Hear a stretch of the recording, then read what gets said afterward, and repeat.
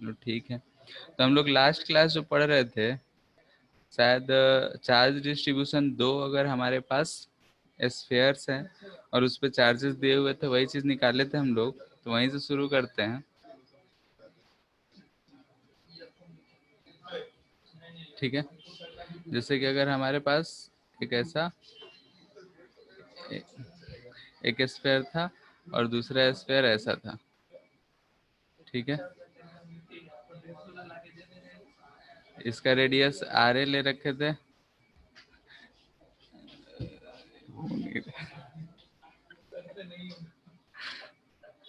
और इसका रेडियस हम लोग आर बी ले रखे थे।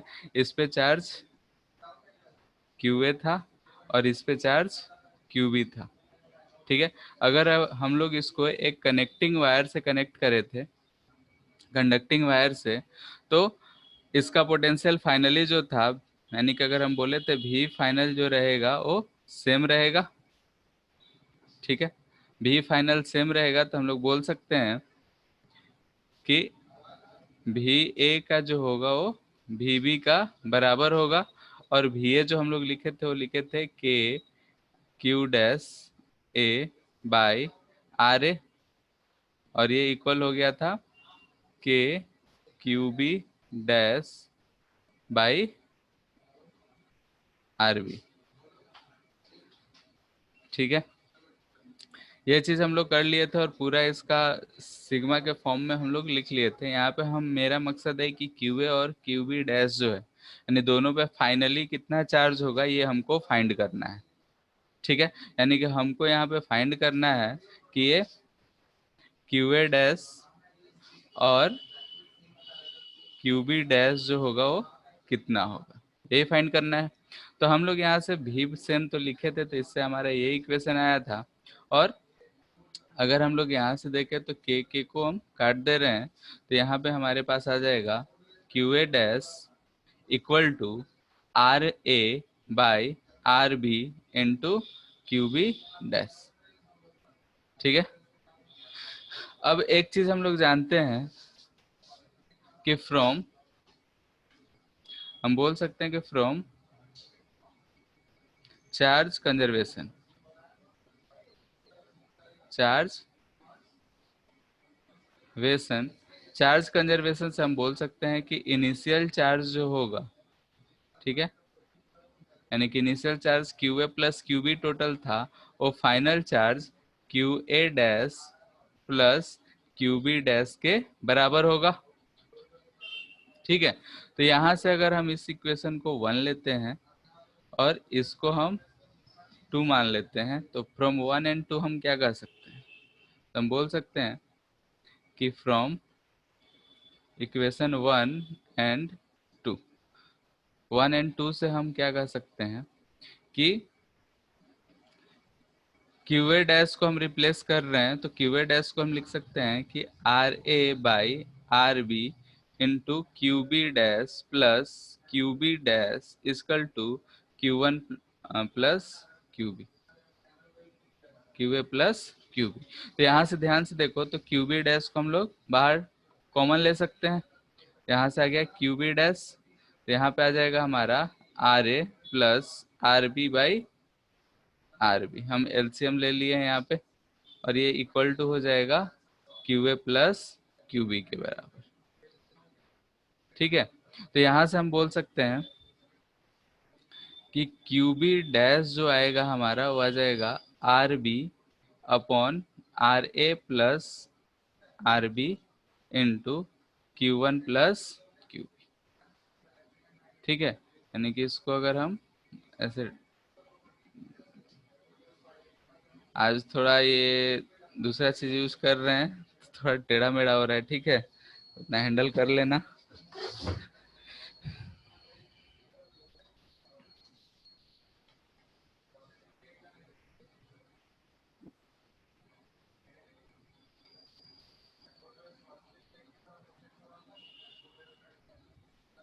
ठीक है,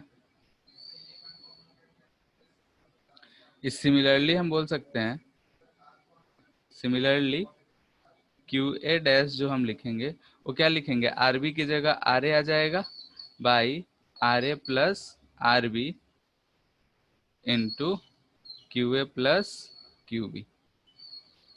ठीक है, यानी कि दोनों पे फाइनली चार्ज कितना होगा ये हमको पता चल जाएगा कि दोनों पे चार्ज कितना है। क्यू ए डैश और क्यू बी डैश दोनों पे हमको पता चल गया। यहाँ से हमको क्या दिख रहा है, दोनों इक्वेशन में, कि क्यू ए और क्यू बी जो है डायरेक्टली प्रोपोर्शनल टू रेडियस है।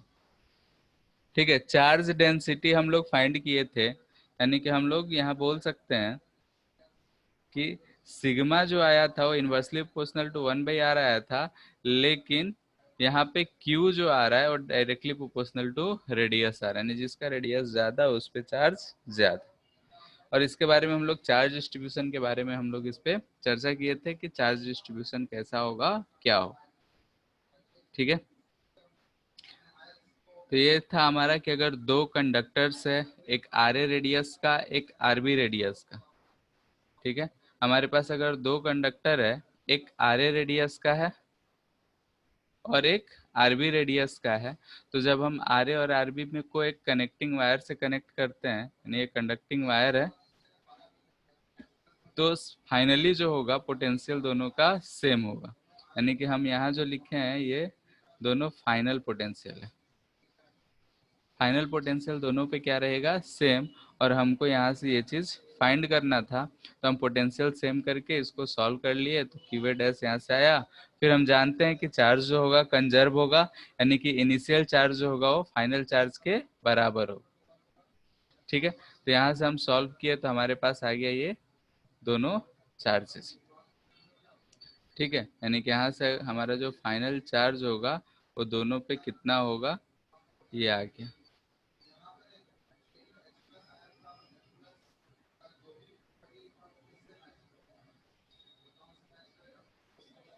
ठीक है, और यहाँ से हम लोग देखे कि सिग्मा जो था ये direct inversely proportional to R था, बट चार्ज जो है वो डायरेक्टली प्रोपोर्शनल टू आर है। इसके बाद एक छोटा सा टॉपिक है, उसको हम लोग फाइंड कर लेते हैं। यानी कि हमको फाइंड करना है इलेक्ट्रिक फील्ड,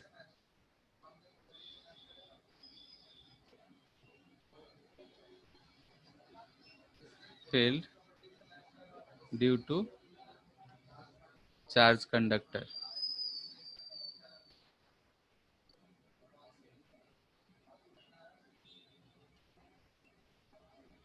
ठीक है, electric field due to charge conductor, यानी कि एक चार्ज कंडक्टर होगा, उसके कारण हमारे पास इलेक्ट्रिक फील्ड कितना आएगा, आर्बिट्री शेप का कैसा भी ये चार्ज कंडक्टर। जैसे कि अगर हम मान लेते हैं कि हमारे पास एक ऐसा कंडक्टर है, ठीक है, और हम इस पे ऐसा पॉजिटिव चार्ज दे दिए हैं, सारे पे चार्ज हम इस पे क्यू चार्ज दे दे रहे हैं। ये चार्ज जो होगा इसके सरफेस पे ऐसा चारों तरफ डिस्ट्रीब्यूट हो जाएगा।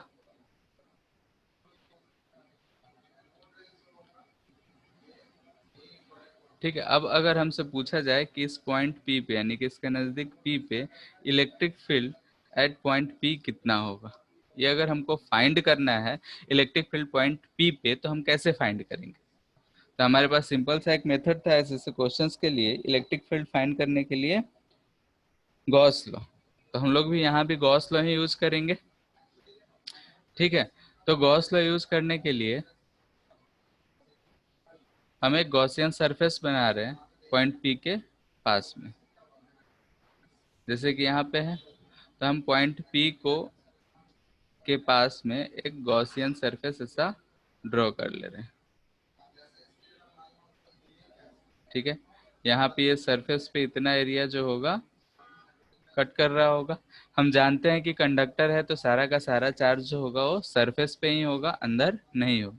अब इलेक्ट्रिक फील्ड गॉसियन सरफेस हम लोग लिखते थे, तो यहाँ लिखते थे कि इधर की तरफ E1 होगा और यहाँ पे इधर की तरफ E2 होना चाहिए। ठीक है, दूसरी बात कि अगर एक कंडक्टर है तो फील्ड लाइंस हम लोग पढ़ते वक्त बोले थे कि कंडक्टर के अंदर में जो इलेक्ट्रिक फील्ड लाइंस होगा वो जीरो होगा, यानी कि ये वाला चीज जो होगा वो जीरो। ठीक है, ये इलेक्ट्रिक फील्ड जो इनसाइड का है वो जीरो होगा, यहाँ पे E1 सिर्फ बचेगा। तो हम बोल सकते हैं यहाँ पे कि अकॉर्डिंग टू गॉस लॉ, ठीक है, अगर हम यहाँ पे बोले अकॉर्डिंग टू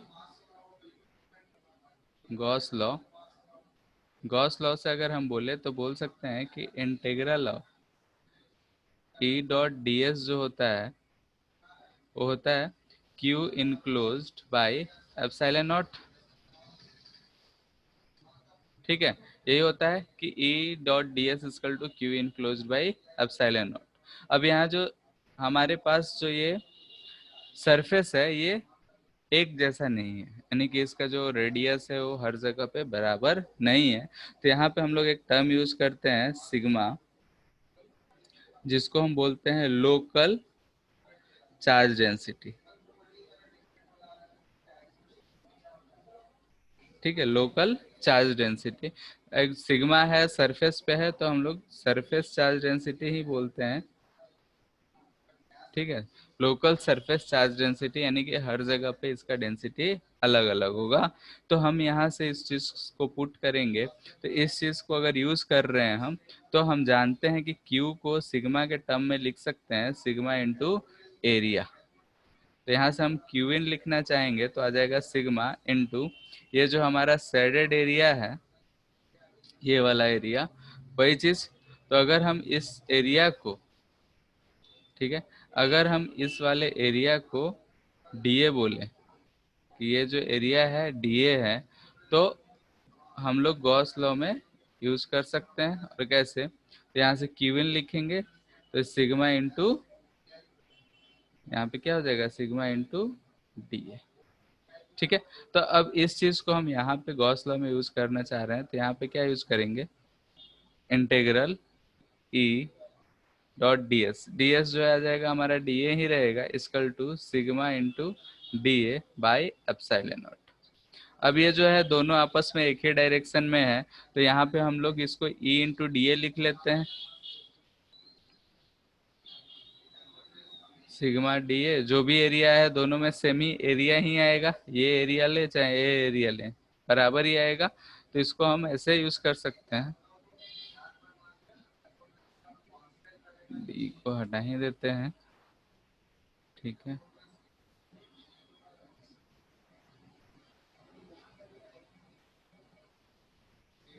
तो इसको हम कैसे लिख सकते हैं यहाँ से, E into A equal to sigma A by epsilon naught.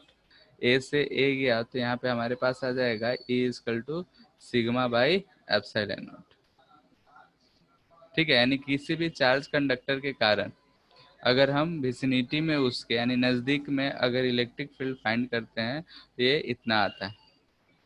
ठीक है, डायरेक्शन का बात देखेंगे तो अगर पॉजिटिव चार्ज है तो ये आउट बाहर की तरफ जाता हुआ दिखेगा, और नेगेटिव चार्ज है तो उसकी तरफ आता हुआ दिखेगा। ठीक है, तो इन्हीं सब के बेसिस पे जो हमारा नेक्स्ट है, यानी कि जो हम आज तक जो पढ़े हैं कि कंडक्टर है तो कंडक्टर के अंदर में इलेक्ट्रिक फील्ड जीरो होता है, कंडक्टर के बाहर में इलेक्ट्रिक फील्ड कुछ वैल्यू आता है, उसका जो इलेक्ट्रिक फील्ड होता है कंडक्टर के सरफेस से परपेंडिकुलर होता है। तो वही सब चीज हम लोग एक जगह पे लिखने जा रहे हैं, यानी कि प्रॉपर्टीज ऑफ कंडक्टर। इसमें इस वाले में किसी कोई दिक्कत? सर यहाँ पे इलेक्ट्रिक फील्ड कांस्टेंट है। हाँ, मतलब कि जस्ट हम पास में बोले हैं, दूर नहीं। ठीक है, ये जो हमारा कंडक्टर है इसके जस्ट बगल में अगर हमको निकालना होगा तो सिग्मा बाई एप्सिलॉन नॉट, और ये कांस्टेंट ही आएगा कैसा भी शेप रहे। ठीक है, इसके जस्ट पास पास में यानी कि in the vicinity of conductor कहा जा रहा है। ठीक है, यानी कि ये जो इलेक्ट्रिक फील्ड है हम बोल सकते हैं यहाँ से कि in the vicinity of,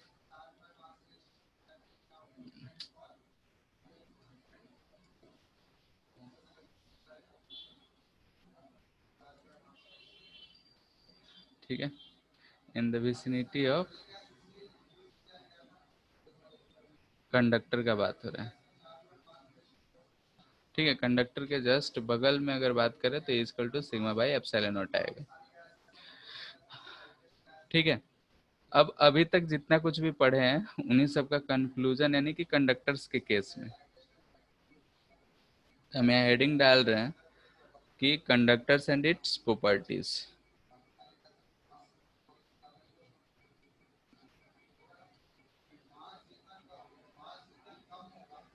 and it's property. ठीक है, जो भी है किसके लिए होगा, तो फॉर इलेक्ट्रोस्टैटिक कंडीशंस के लिए। ठीक है, इलेक्ट्रोस्टैटिक कंडीशन के लिए ही हम यहाँ पे इस चीज को देख रहे हैं। ठीक है, कंडक्टर्स एंड इट्स प्रॉपर्टी। तो सबसे पहला तो हम डिफिनीशन से ही शुरू कर रहे हैं।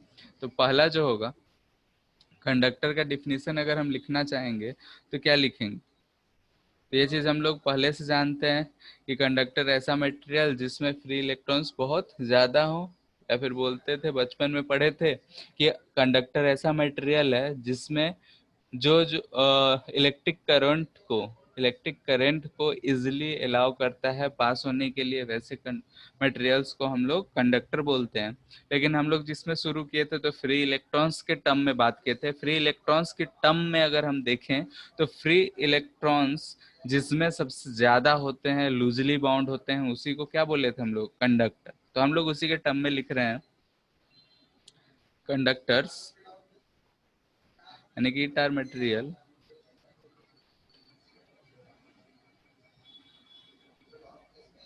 which contains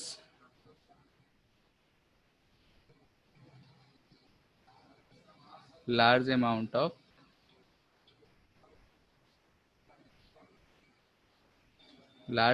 of free electrons। ठीक है, फ्री इलेक्ट्रॉन्स जिसमें large amount of free electrons होगा उसी को क्या बोलते हैं, कंडक्टर्स। सेकेंड प्रॉपर्टी क्या है, अगर हमारे पास कोई एक कंडक्टर है, ठीक है, मान लेते हैं ये कंडक्टर है, तो इसके अंदर में, यानी कि इस पे अगर हम चार्ज दे दिए हैं, अगर इस पे चार्ज है कुछ भी, ठीक है, प्लस माइनस जो भी हो, तो इसके अंदर में अगर हम इलेक्ट्रिक फील्ड का बात कर रहे हैं, यानी कि इस कंडक्टर के इनसाइड पार्ट में इलेक्ट्रिक फील्ड का बात कर रहे हैं, यानी कि इधर कहीं किसी पॉइंट पी पे, तो वहाँ इलेक्ट्रिक फील्ड क्या होगा। तो हम लोग अगर यहाँ पे जानते हैं कि इलेक्ट्रोस्टैटिक में अगर कोई भी कंडक्टर होता है तो उस पर चार्ज जो होगा वो कहाँ होगा, उसके सरफेस पे। तो हम लोग बोल सकते हैं कि यहाँ पे अगर हम एक गॉसियन सरफेस ड्रॉ करें, यानी कि अगर हम इस पॉइंट P के को लेकर एक गॉसियन सरफेस ऐसा अगर ड्रॉ करते हैं, ठीक है, ये क्या है हमारा गॉसियन सरफेस। तो इस गॉसियन सरफेस के अंदर में Q इनसाइड जो होगा वो जीरो होगा। अगर Q इनसाइड जीरो है तो हम बोल सकते हैं कि गॉस लॉ हमारा जो होता है कि integral of E dot D S equal to Q in by epsilon naught, और ये जीरो है तो ये भी जीरो हो जाएगा, और यहाँ से बोल सकते हैं इलेक्ट्रिक फील्ड क्या आएगा, जीरो। यानी कि किसी भी कंडक्टर के इनसाइड में इलेक्ट्रिक फील्ड हमेशा क्या होगा, जीरो। ठीक है, कोई भी कंडक्टर होगा अगर हम उसके मेटल पार्ट से निकल अंदर का बात करें तो वहाँ पे इलेक्ट्रिक फील्ड जो होगा वो जीरो होगा। तो इस पॉइंट को हम लोग ऐसे लिख सकते हैं कि electric field electric field inside a conductor is always zero.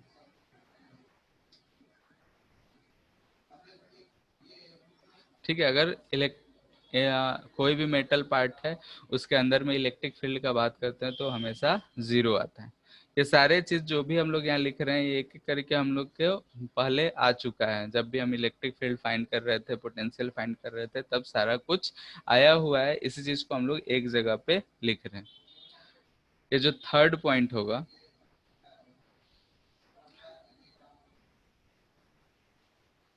इससे पहले जो पॉइंट हम बोले उसी चीज को लिख रहे हैं, यानी कि अगर हम ये कोई कंडक्टर है, इस पे कोई क्यू चार्ज देते हैं, तो Q चार्ज अगर हम इसके कहीं भी इनसाइड में मान लेते हैं, कहीं भी दिए, तो ये जो चार्जेस होंगे ये यहाँ अंदर में नहीं रह के ये सारे के सारे जो है सरफेस पे भाग आएंगे। जितने भी चार्जेस है वो सारे के सारे कहाँ आ जाएंगे, सरफेस पे। इसको कैसे कह सकते हैं कि अगर यहाँ पे जो भी चार्जेस हैं, मान लेते हैं ये सारे चार्जेस हैं, तो सारा सेम टाइप का है। अगर इसमें निगेटिव होता है, एक्सेस जो भी चार्ज होता है, निगेटिव या पॉजिटिव जिसका भी बात करते हैं, एक्सेस में है तो ये पॉजिटिव हम माने हैं, तो ये सारे के सारे चार्जेस आपस में ये रिपेल करेंगे। और अगर रिपेल करेगा तो ये सारा का सारा चार्जेस सोचेगा कि हम सबसे दूर जाएं, यानी कि एक दूसरे से अगर दुश्मनी है, दो लोग हैं, दो लोग में अगर दुश्मनी है, एक दूसरे का शक्ल देखना नहीं चाहते हैं, तो जब पार्टी में एक जगह जाएंगे तो दोनों दो कोने पकड़ के खड़े रहेंगे। वैसे ही यहाँ भी चार्जेस में आपस में दुश्मनी है, तो ये सारे के सारे चार्जेस पे रिपल्सिव फोर्स लगेगा और सारा का सारा चार्ज भागना चाहेगा। और वो भाग के कहाँ तक आ सकता है, तो सरफेस तक। भाग के कहाँ तक आएगा, तो सरफेस तक ही आएगा। तो ये सारे के सारे चार्जेस जो हैं रिपेल करके सरफेस तक ही आ सकते हैं, उससे आगे कोई रास्ता नहीं है तो जा नहीं सकते हैं। तो सारे चार्ज जो रिसाइड करेंगे वो सरफेस ऑफ द कंडक्टर करेंगे। यानी किसी को हम लोग प्रॉपर्टी मान के याद कर लेते हैं कि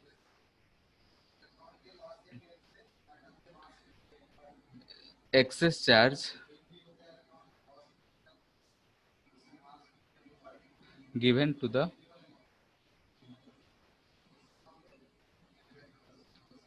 conductor always resides on the surface of,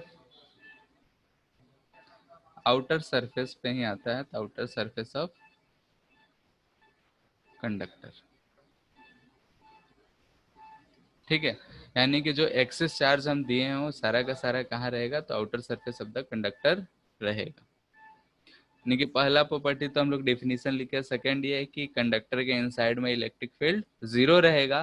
third ये बोल रहे हैं कि इस पे जितने भी चार्जेस देंगे वो सारा का सारा कहाँ पे आ जाएगा, तो सरफेस ऑफ द कंडक्टर आ जाएगा। Fourth property, sir non conductor में रिपल्सिव फोर्स नहीं होता है। लगता है रिपल्सिव फोर्स लगेगा, लेकिन वो चूंकि फ्रीली मूव नहीं कर सकता है, तो जहां रहेगा वहीं दूर होना चाहेगा। जैसे कि अगर हम मान लेते हैं कि HCl का बात करते हैं, ठीक है, तो ये H है, ये Cl है, इस पे माइनस चार्ज है, इस पे प्लस चार्ज है, तो अट्रैक्टिव हो गया। दूसरा कुछ एग्जांपल लेना,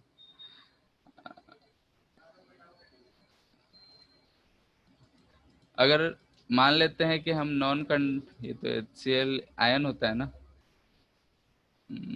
कोई भी मान लो कि जैसे कि अगर नॉन कंडक्टर है तो उसमें क्या बोलते हैं कि सारे जो है टाइटली बॉन्ड है आयंस, तो इधर प्लस माइनस है, ये दोनों आपस में क्या है, टाइटली बॉन्ड है।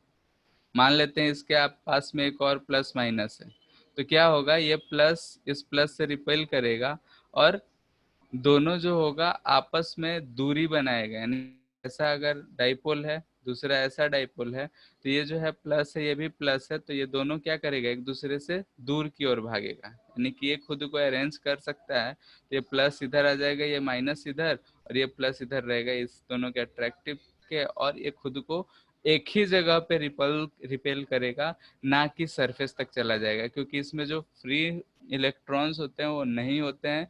जो भी चार्ज आयंस होते हैं वो एक ही जगह पे फिक्स्ड होते हैं।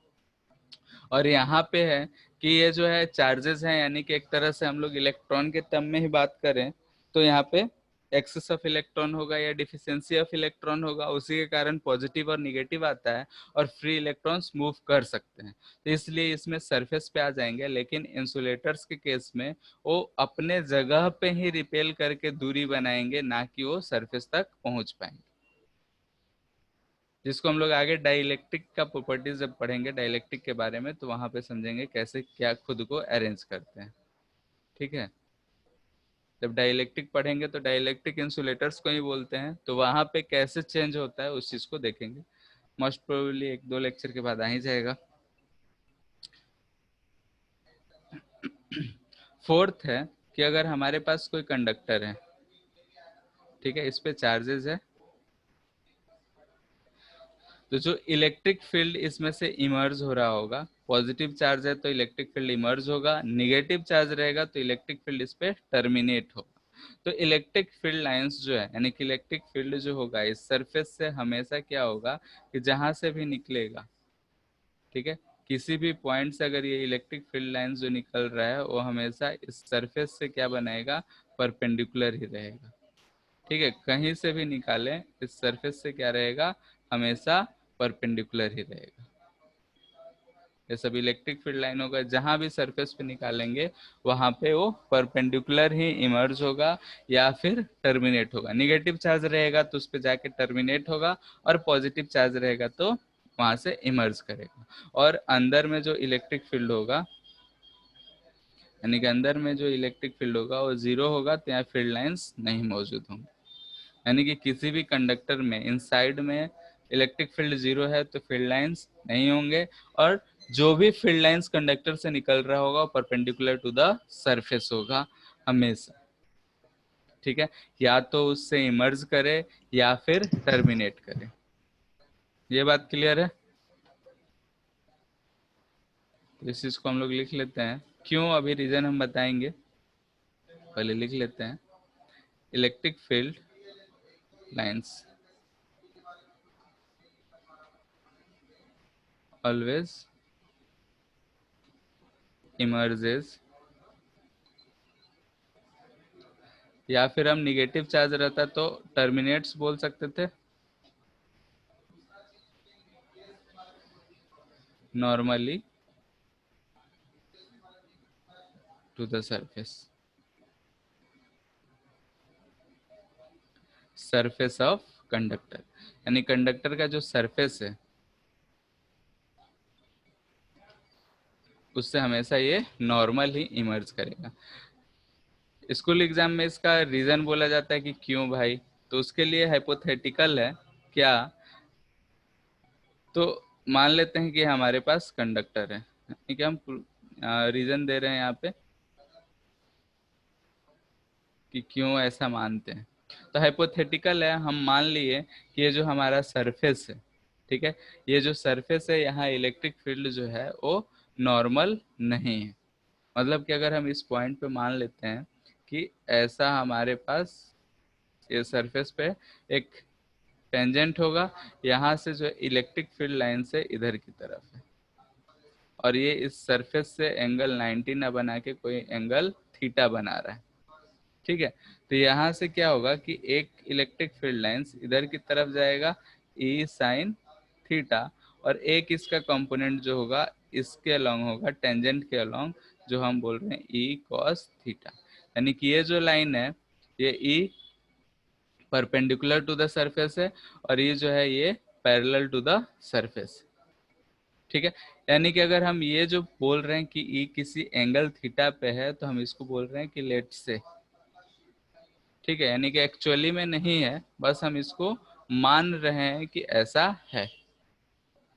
ठीक है, जब ऐसा माने हैं तो अब क्या होगा, ठीक है, इस सरफेस पे, यानी कि इस कंडक्टर पे चार्ज था, इस पे हम कोई ना कोई चार्ज दे रखे हैं, उसी के कारण हम बोल रहे हैं कि सरफेस पे से जो इलेक्ट्रिक फील्ड है वो नॉर्मल है। अब मान लेते हैं कि यहाँ पे एक दूसरा चार्ज कोई क्यू रखे, ठीक है, यानी कि क्यू चार्ज जो होगा ये पूरे पे डिस्ट्रीब्यूटेड होगा, तो यहाँ पे मान लेते हैं कि चार्ज क्यू है। तो इस चार्ज क्यू पे जो फोर्स लग रहा होगा, एक ये लगा रहा होगा, दूसरा ये कंपोनेंट लगा रहा होगा। इस कंपोनेंट के कारण जो परपेंडिकुलर है, इस कंपोनेंट के कारण ये तो आगे बढ़ नहीं सकता है, रास्ता है नहीं, लेकिन इसके कारण वो सरफेस पे मूव करना चाहिए था, यहाँ से ये सरफेस पे इधर की तरफ आना चाहिए था, क्योंकि अगर हम चार्ज पॉजिटिव माने हैं तो उस पर फोर्स इसी डायरेक्शन में लगता और ये इधर की तरफ आता, और बगल वाले पे भी फोर्स लगता है, यानी कि आपस में चार्जेस कोलाइड करने लगते हैं। लेकिन स्टैटिक के केस में हम जानते हैं कि सरफेसेस पे चार्ज जो होता है वो स्टैटिक नेचर का होता है, रेस्ट में होता है। तो इसलिए हम कह सकते हैं कि यहाँ पे जो चार्ज है वो मूव कर नहीं रहा है, तो इस पे ये वाला फोर्स तो नहीं लग रहा होगा, यानी कि इस इलेक्ट्रिक फील्ड जो पैरेलल है इसके कारण फोर्स नहीं लग रहा होगा, यानी कि ये वाला कंपोनेंट जो होगा वो जीरो होगा।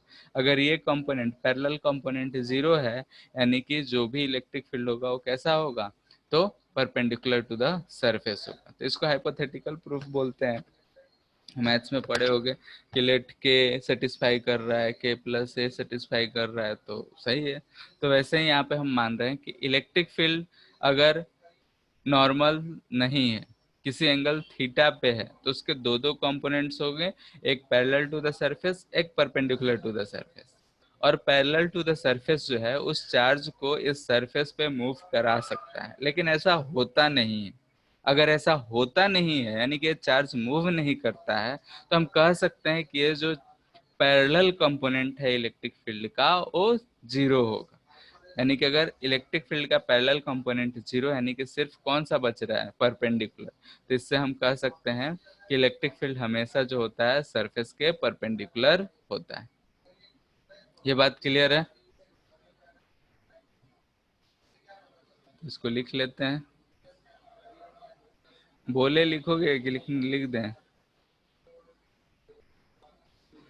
चलो लिख लेते हैं। Let electric field is at any angle theta with the surface।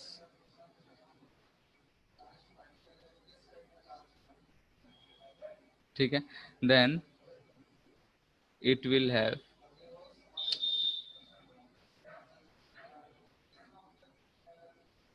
then it will have two components,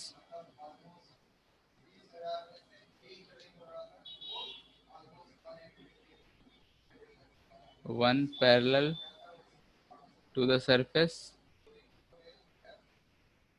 and another perpendicular to the surface। ठीक है, अगर परपेंडिकुलर टू द सरफेस है, यानी कि हम बोल सकते हैं this implies that charges on the surface should experience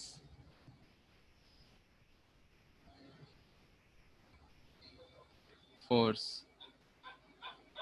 along surface and start moving and colliding,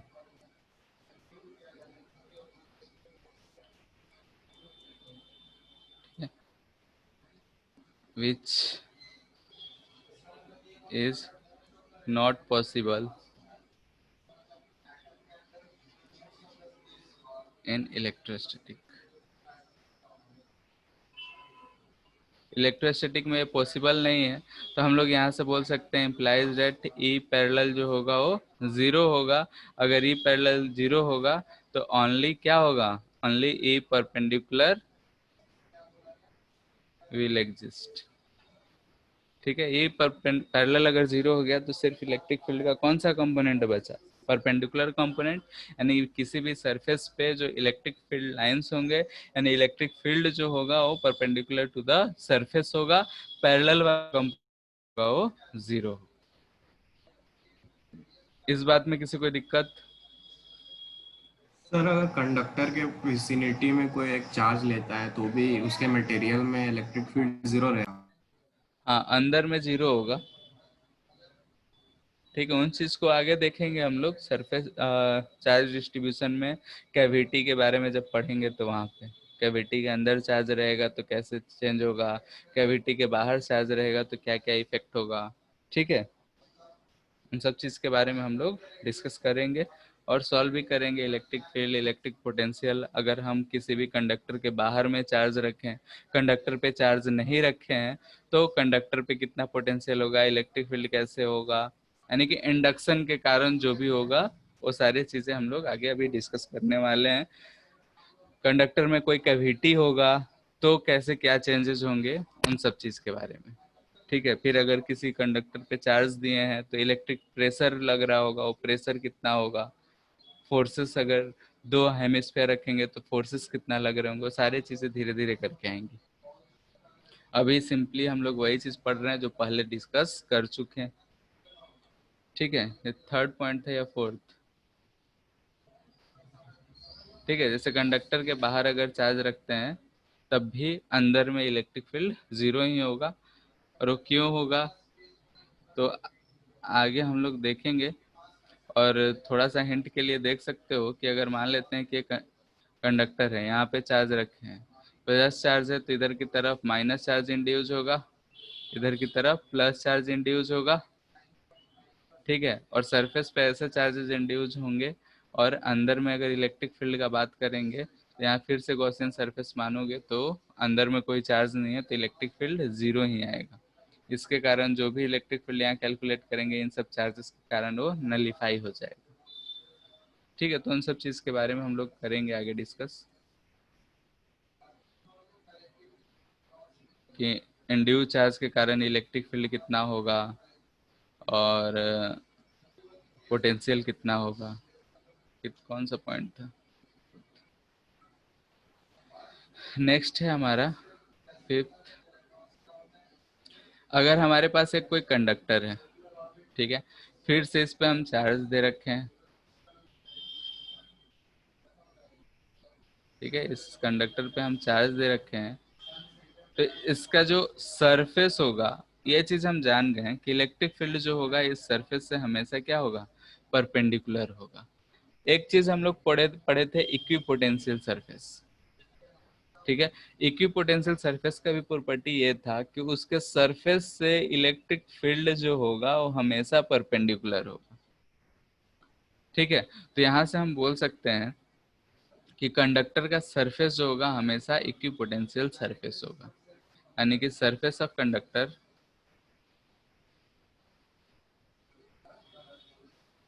is always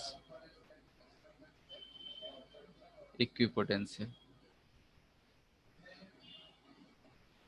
ठीक है, ये चार्ज डिस्ट्रीब्यूशन जैसा हो रहा है, यानी कि हम लोग यहाँ पे जो चार्ज डिस्ट्रीब्यूशन बोले थे कि ये sigma inversely proportional to 1/r की तरह से अपने आप को डिस्ट्रीब्यूट करता है। तो डिस्ट्रीब्यूशन जो है वो ऐसा इसीलिए है क्योंकि हर पॉइंट पे, इस सरफेस के हर पॉइंट पे कहीं भी लें तो वहाँ का पोटेंशियल हमको सेम आए। ठीक है, यानी कि ये चार्ज डिस्ट्रीब्यूशन जो आया था हमारा कि सिग्मा इज 1/r, यानी कि surface charge density, local surface charge density inversely proportional to earth. तो इस चीज को बोल सकते हैं कि ऐसा आया था। तो आगे चल के यही बोलते हैं कि कोई भी कंडक्टर है तो उस पर चार्ज जो देते हैं तो वो खुद को ऐसे डिस्ट्रीब्यूट करता है कि उसका सरफेस कैसा हो जाए, इक्विपोटेंशियल हो जाए। और वो इक्विपोटेंशियल जब हो जाता है तो बोलते हैं कि जो सरफेस चार्ज डेंसिटी है वो इनवर्सली प्रोपोर्शनल टू आर भी होता है। वैसे ही हम लोग इस चीज को निकाले भी थे कि फाइनली जो है पोटेंशियल क्या हो गया था, दोनों जब चार्ज ट्रांसफर किए थे तो दोनों का सेम हो गया था। फिर हम इसका एक रूल निकाल लिए कि सिग्मा आर जो कांस्टेंट होता है तो ऐसा होता है। तो वहां भी हम लोग पोटेंशियल को इक्वल मान के ही किए थे, यानी कि सरफेसेस जितने भी कनेक्टेड सरफेसेस थे सबका पोटेंशियल सेम हो गया। वैसे ही यहाँ पे भी सारे चार्जेस का जहाँ भी सरफेस पे है वो सब जगह का पोटेंशियल सेम हो गया, तभी ये चार्ज जो है यहाँ पे आके रुक गए। अगर मान लेते हैं कि इस पॉइंट पे अगर पोटेंशियल ज्यादा होता, इस पॉइंट पे कम होता, तो चार्ज होता हाई पोटेंशियल से लो पोटेंशियल की तरफ मूव करता। और ये मूव करते करते खुद को ऐसे डिस्ट्रीब्यूट कर लेता है कि पूरा का पूरा सरफेस जो है वो कैसा हो जाए, इक्वी पोटेंशियल हो जाए। यानी पानी हम है टेबल पे गिराते हैं तो फैलता है, थोड़ा सा अगर टिल्टेड टेबल हो तो सारा का पानी नीचे गिर जाता है, लेकिन फ्लैट हो तो खुद को थोड़ा बहुत मूव करता है जिधर की तरफ थोड़ा सा लो होता है उधर थोड़ा ज़्यादा पानी रुकता है, हायर सरफेस पे कम पानी रुकता है, और वो खुद को एक लेवल पे अरेंज कर लेता है, यानी कि पोटेंशियल क्या हो जाता है, सेम। तो पानी का फ्लो रुक जाता है। वैसे ही यहाँ पे चार्जेस जो हैं सारे सरफेस पे खुद को ऐसे डिस्ट्रीब्यूट कर लेते हैं कि सरफेस का पोटेंशियल कैसा हो जाए, इक्वल हो जाए। तो चार्जेस यहाँ पे स्टैटिक नेचर में आ जाते हैं। तो हम बोलते हैं इस प्रॉपर्टी को कि सरफेस कंडक्टर के सरफेस पे जो पोटेंशियल होगा वो हमेशा सेम होगा, यानी कि surface of conductor is always equipotential surface.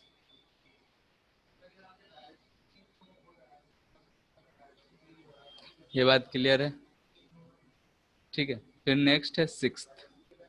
अगर हमारे पास कोई एक कंडक्टर है, ठीक है, इस पे हम चार्ज दे, या अगर आइसोलेटेड कंडक्टर है, आइसोलेटेड है, आइसोलेटेड छोड़ो अभी नहीं बोलते हैं, मान लेते हैं कि हमारे पास ये कोई कंडक्टर है, ठीक है, इस कंडक्टर पे अगर हम चार्ज दें या नहीं दें, ठीक है, मान लेते हैं चार्ज है या नहीं है वो अलग की बात है, इसका पोटेंशियल कुछ भी होगा, इसका पोटेंशियल कुछ भी मान लेते हैं कि भी इनिशियल कुछ है, ठीक है, और ये नॉन इक्वल नॉन जीरो। लेकिन अगर हम इसको अर्थिंग कर दें, यानी कि इसको ग्राउंडिंग कर दें या फिर अर्थिंग, इस चीज को बोलते हैं हम लोग अर्थिंग या फिर ग्राउंडिंग। टेंथ में ये थोड़ा बहुत आया होगा, जो हम लोग हाउस होल्ड सर्किट पढ़ते हैं वहाँ पे, कि एक अर्थिंग वायर होता है जिसको हम लोग ग्राउंडेड किए होते हैं। तो वही चीज़ है कि अगर हम ग्राउंड जो है चार्ज, जैसा कि समंदर जो है पानी के लिए एकदम अथाह है, यानी कि उसमें से तुम 10 बाल्टी पानी निकाल लो या फिर 10 बाल्टी पानी डाल लो, उसमें कोई फर्क नहीं पड़ेगा। वैसे ही अर्थ पे, अर्थ जो है इसका पोटेंशियल जो है हम लोग जीरो मानते हैं, और इसमें अगर कुछ चार्ज इधर से आ जाए या कुछ चार्ज निकल जाए कोई फर्क नहीं पड़ता है। यानी कि अगर हम किसी कंडक्टर को अगर ग्राउंड किए हैं तो इसमें जो चार्ज है आइसोलेटेड है, तो सारा का सारा चार्ज अर्थ में चला जाएगा, और जो फाइनल होगा, इसका फाइनल जो पोटेंशियल होगा वो भी जीरो के बराबर ही आ जाएगा, यानी कि अर्थ का जो पोटेंशियल हम लोग मानते हैं जीरो, उसी के बराबर कंडक्टर का भी पोटेंशियल आ जाएगा। ठीक है, यानी कि इस चीज को हम बोल सकते हैं कि when conductor is grounded,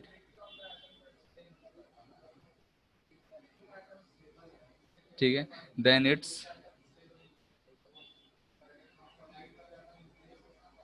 potential becomes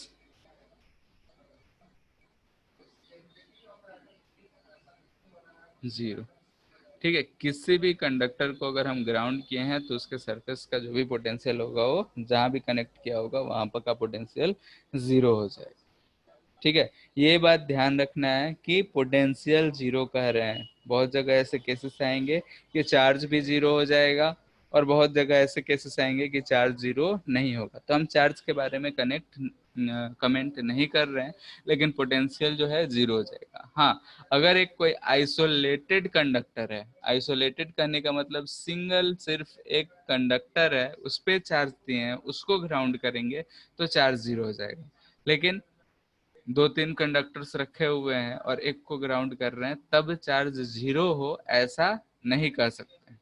तो इसलिए हम इस बात को सिर्फ ऐसे ही याद रखेंगे कि अगर किसी कंडक्टर को हम ग्राउंड करते हैं तो उसका जो पोटेंशियल होगा वो जीरो हो जाएगा। ठीक है, यानी किसी भी कंडक्टर को अगर हम ग्राउंड करेंगे तो जहां भी कनेक्टेड होगा, यानी जिस सरफेस से कनेक्टेड होगा उस सरफेस का पोटेंशियल जीरो हो जाए। इतना बात क्लियर है? तो ये कुछ प्रॉपर्टीज थे हमारे कंडक्टर्स के। एक प्रॉपर्टी है इलेक्ट्रोस्टैटिक शिल्डिंग। ठीक है, एनसीईआरटी देखो होगा तो उसमें एक इलेक्ट्रोस्टैटिक शिल्डिंग करके दिया हुआ है जो कि कैविटी से रिलेटेड है। तो कैविटी वाला केस हम लोग डिटेल में करेंगे, तो उसको उसी समय हम बताएंगे कि इलेक्ट्रोस्टैटिक शिल्डिंग किसको कहेंगे। इतना में किसी कोई दिक्कत?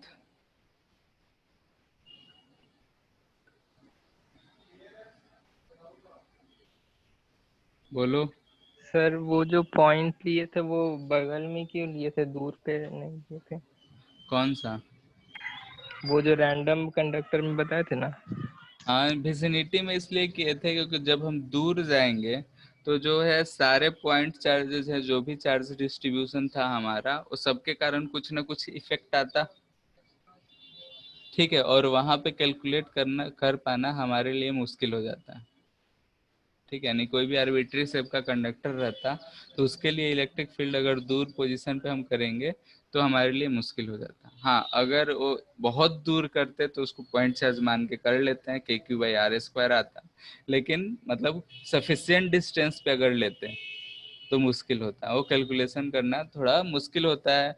इंटीग्रेशन यानी कि शेप कुछ ऐसा दिया रहे कि इंटीग्रेट हम कर पाए तभी कर पाते हैं, यानी को मैथ का प्रॉब्लम हो जाएगा जो कि हमारे सिलेबस में नहीं। ठीक है, तो इसलिए उसका चिंता मत करो कि अगर कोई आर्बिट्री शेप का कंडक्टर है तो उससे r दूरी पे कितना होगा, वो कभी नहीं पूछेगा, क्योंकि वो कॉम्प्लेक्स हो जाता है और वो फिजिक्स का सवाल न रह के मैथ का सवाल हो जाता है कि एक एलिमेंट लो फिर इंटीग्रेट करो, जैसा कि हम लोग लाइन चार्ज, स्फीयर, इन सब के लिए किए थे। तो कुछ शेप थे जो हमको पता था इसलिए हम लोग कर पाए, लेकिन आर्बिट्री शेप में बहुत मैथ हो जाएगा और हम लोग मैथ सीख नहीं रहे हैं, तो ऐसा सिलेबस में है भी नहीं, तो उसका चिंता नहीं करना है। और कोई दिक्कत?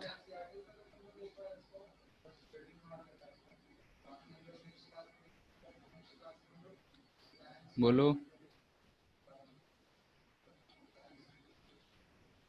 ठीक है, किसी को नहीं है, 6 भी बज गया। ठीक है, आज इतना ही रहने देते हैं। तुम लोग का स्कूल कैसे चल रहा है? स्कूल का क्लास चल रहा है ना सबका?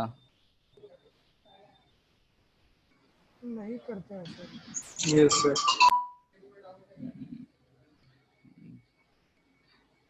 ठीक नहीं चलता है? लगभग स्कूल का तो सुन रहे हैं कि चल ही रहा है। चलता है सर। चलता है सर लेकिन करते नहीं है। और तो ऑनलाइन में मजा आ रहा है, सुबह से शाम तक मोबाइल लेके बैठे रहते हो, क्लास में बैठे रहते थे, अब अच्छा लग रहा होगा कि मोबाइल लेके बैठना पड़ रहा है, कोई बोल भी नहीं रहा है। हम्म। ठीक है, आज इतना ही रहने देते हैं। नेक्स्ट क्लास में हम लोग distribution of charge due to induction पढ़ेंगे, फिर कैविटी रहेगा, तो कैविटी के चार्ज के कारण चार्ज डिस्ट्रीब्यूशन कैसा होगा, कैविटी रहेगा तब इलेक्ट्रिक फील्ड कैसे चेंज वेरी करेगा, या फिर किसी कंडक्टर है, कंडक्टर के बाहर चार्ज रखेंगे तो उसके कारण इलेक्ट्रिक फील्ड या पोटेंशियल किसी पॉइंट पे कैसे फाइंड करते हैं, यानी कि इलेक्ट्रिक फील्ड और potential due to induced charges, ये सारे चीज करेंगे नेक्स्ट क्लास में।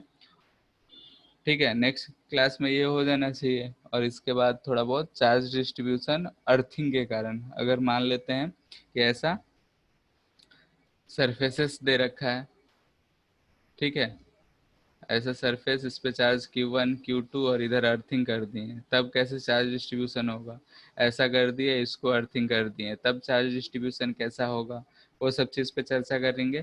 फिर लास्ट में है हमारा सेल्फ पोटेंशियल एनर्जी। ठीक है, सेल्फ पोटेंशियल एनर्जी वो क्या होता है उसके बारे में बात करेंगे, और ये सब खत्म हो जाएगा तो उसके बाद है डाई इलेक्ट्रिक्स, और डाई इलेक्ट्रिक्स एक लेक्चर का है, उसमें ज़्यादा कुछ है नहीं, और डाइलेक्ट्रिक खत्म हो जाएगा तो हमारा कैपेसिटर फिर शुरू होगा। ठीक है, तो आज इतना ही रहने देते हैं।